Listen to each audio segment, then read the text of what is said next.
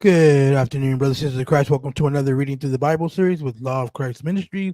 This is part 95 of our daily scripture reading.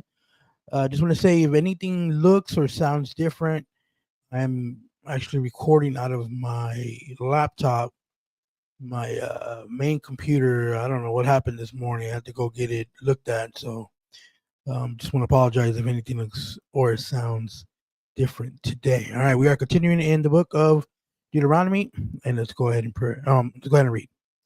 Now, if there is any debt with your neighbor, a debt of any kind, you shall not go into his house to take a pledge. You shall stand outside, and the person from whom your debt is due shall bring the pledge to you outside. If the person is poor, you shall not sleep in his pledge, but giving back you shall give his pledge back by sunset, and he shall sleep in his garment and bless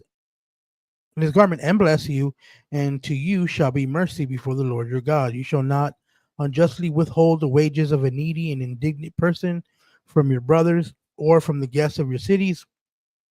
You shall pay his wages daily.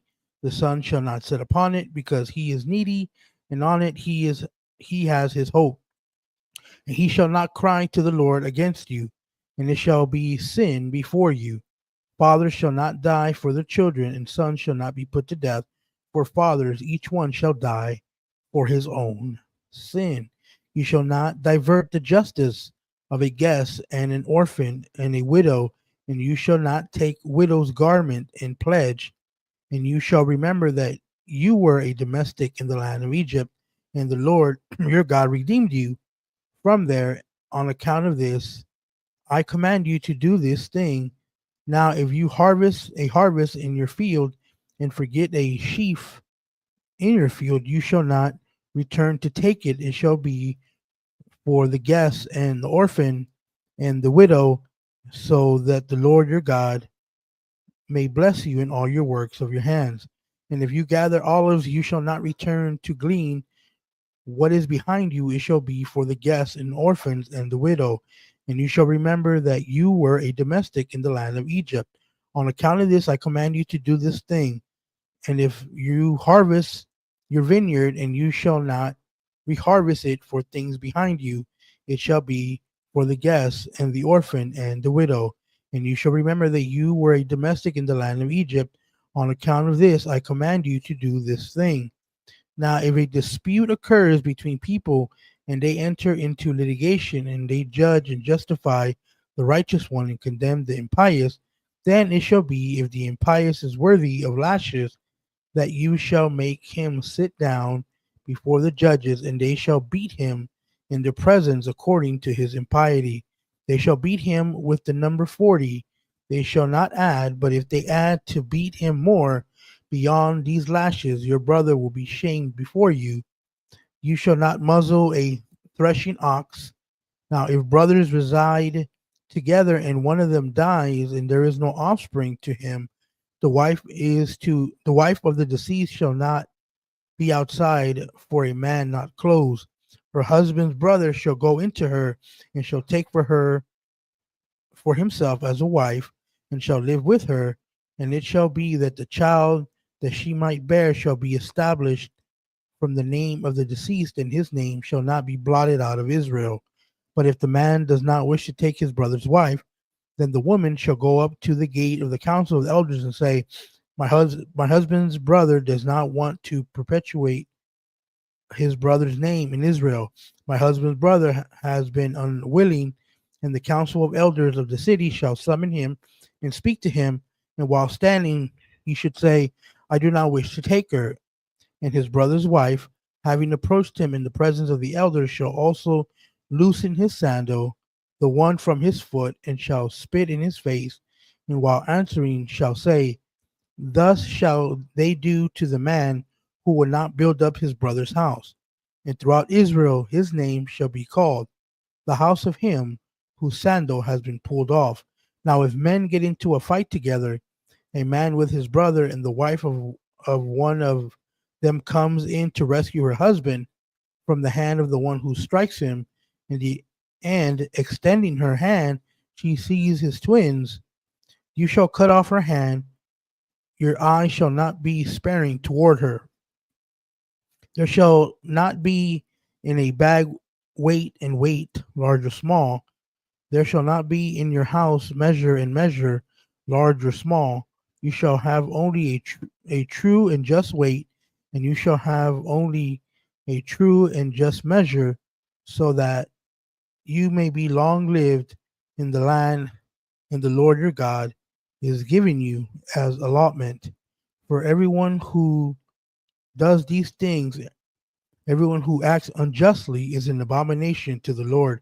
Remember what Amalek did to you on the way when you were coming out of the land of Egypt, how he withstood you on the way and cut off your tail, all those who lagged behind you. But you were angry and weary, and he did not fear God.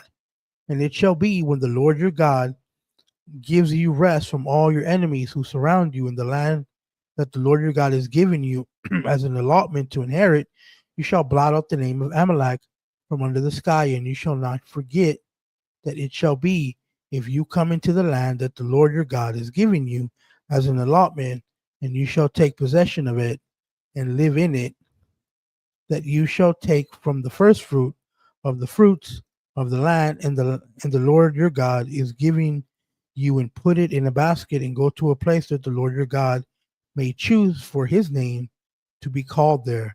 And you shall go to the priest who shall be in those days and say to him, Today I have declared to the Lord my God that I have come into the land that the Lord swore to our fathers to give us, and the priest shall take a basket from your hand and set it down before the altar of the Lord your God.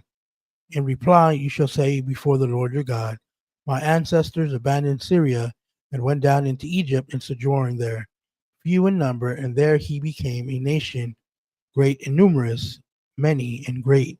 And the Egyptians did us ill and humbled us and imposed hard work on us, and we cried to the Lord, the God of our fathers, and the Lord listened to our voice and saw our humiliation and toil and our oppression.